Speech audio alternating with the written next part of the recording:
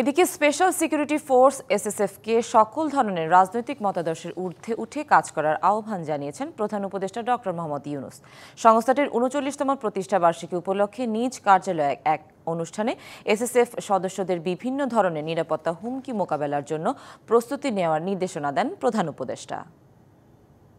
পেশাগত দক্ষতা অর্জনের পাশাপাশি চারিত্রিক দৃঢ়তা, উন্নত শৃঙ্খলা, সততা, দায়িত্বশীলতা এবং মানবিক গুণাবলীর বিষয়সমূহ গুরুত্বের সাথে বিবেচনা করতে হবে এবং সকল ধরনের রাজনৈতিক মতাদর্শের ঊর্ধ্বে থেকে পেশাদারিত্বের সাথে কাজ করে যেতে হবে। বর্তমান বিশ্বে আধুনিক প্রযুক্তি ও তথ্য আদান প্রদান খুব সহজ হবার কারণে নিরাপত্তা হুমকির ধরন ও প্রকৃতি দ্রুত পরিবর্তনশীল। তাই শতভাগ নিরাপত্তা প্রদান করা খুবই চ্যালেঞ্জিং একটা বিষয়।